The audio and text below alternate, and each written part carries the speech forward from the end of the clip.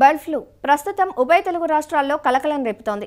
రెండు రాష్ట్రాల్లో ఇప్పటికే కొన్ని వేల కోళ్లు మృత్యువాత పడటంతో కోళ్ల రైతులంతా అప్రమత్తంగా ఉండి ముందు జాగ్రత్తలు తీసుకోవాల్సిన అవసరం ఉంది. వలస పక్షుల ద్వారా వ్యాధి వ్యాప్తి చెందిందని నిపుణులు చెబుతున్నారు. వైరస్ వ్యాధి కావడంతో ఈ వ్యాధికి ఖచ్చితంగా నివారణ లేనప్పటికీ కొన్ని నియంత్రణ చర్యలు పాటించడం ద్వారా బర్డ్ ఫ్లూ వ్యాధిని కట్టడి చేయవచ్చు. బర్డ్ ఫ్లూ వ్యాధి ప్రబలడానికి కారణాలు, వ్యాధిని అరికట్టడానికి ఎలాంటి జీవ సంరక్షణ చర్యలు పాటించాలో సూచిస్తున్నారు కర్నూలు జిల్లా బనవాసి కృషి విజ్ఞాన కేంద్రం పశు వైద్య శాస్త్రవేత్త డాక్టర్ నిరంజన్ రెడ్డి. ఈ బర్డ్ ఫ్లూ అనేది వైరల్ వ్యాధి. ఈ వైరల్ వ్యాధులకి ఎటువంటి చికిత్స అనేది ఉండదు. నియంత్రణ చర్యలు పాటించాలి. నియంత్రణ చర్యలు మనం వ్యాక్సినేషన్ ఫాలో కావాలి. తర్వాత ఈ వ్యాధి సోకిన పక్షులను అనేది మనం సపరేట్ చేయాలి. వ్యాధి బారిన పడి చనిపోయిన పక్షులని మనం లోతైన గుంతలు తీసుకొని ఆ లోతైన గుంతలలో మనం సున్నము అలాంటివి వేసి ఆ చనిపోయిన పక్షులను అందులో వేసి మళ్ళీ చనిపోయిన పక్షులపైన కూడా ఈ సున్నం అనేది వేసి ఆ గుంతలను అనేది కప్పివేయాలి. కప్పివేసిన తర్వాత ఆ గుంతలపైన బరువైన రాళ్ళు కూడా మనం పెట్టాలి. ఇలా చేయడం వల్ల మరి ఏవైనా ఇతర జంతువులు ఆ గుంతలను తీసి మళ్ళీ ఆ పక్షులను బయటకు తీయకోకుండా మనం చర్యలు తీసుకోవాలి. ఒకవేళ ఈ వ్యాధి సోకినటువంటి పక్షులను మనుషులు తిన్నట్టయితే కనుక ఈ మనుషులకు కూడా ఈ ఇన్ఫ్లుయెంజా లక్షణాలు అనేది మనం గమనించవచ్చు.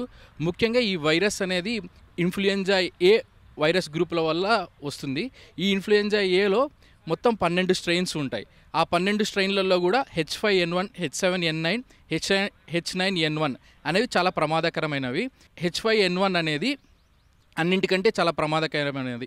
ఇన్ఫ్లుయెంజా సోకిన కోళ్ళని మనుషులు ఎవరైతే పట్టుకోవడం కానీ ఈ వైరస్ సోకిన మాంసాన్ని కనుక రైతులు కానీ మనుషులు కానీ ఎవరైనా తిన్నట్టయితే కనుక వాళ్ళకు కూడా రోగ లక్షణాలు అంటే దగ్గు, మల విసర్జనాలు, గొంతు నొప్పి వంటి రోగ లక్షణాలు మనం గమనిస్తాము.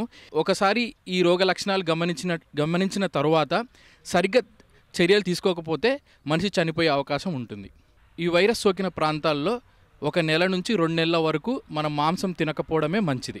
వైరస్ సోకిన కోళ్ళ ఫారాలు ఏవైతే ఉంటాయో ఆ కోళ్ళ ఫారాల నుంచి 2 to 5 కిలోమీటర్ రేడియస్ని మనం రెడ్ జోన్ అంటాము.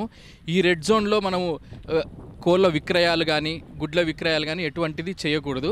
ఇది కోళ్ళలోనే కాదు, కోళ్ళు, కంజులు, టర్కీలు, అదేవిధంగా బాతులలో కూడా మనము ఏవియన్ ఇన్ఫ్లుయెంజాని గమనిస్తాము. ఈ బర్డ్ ఫ్లూకే సైంటిఫిక్గా మనం ఏవియన్ ఇన్ఫ్లుయెంజా అంటాము. ఇది ఆర్థోమిక్స్ విరిడేకి సంబంధించిన వైరస్. చాలా నష్టం కలగజేసే వైరస్లన్నీ ఆర్థోమిక్స్ విరిడే గ్రూప్లో ఉంటాయి. వీటి వల్ల నష్టం అనేది చాలా తీవ్రంగా ఉంటుంది. ఏ జంతువు అయినా సరే ఈ వ్యాధి లక్షణాలు కానీ వ్యాధి సోకిన కోళ్ళని తినకూడదు.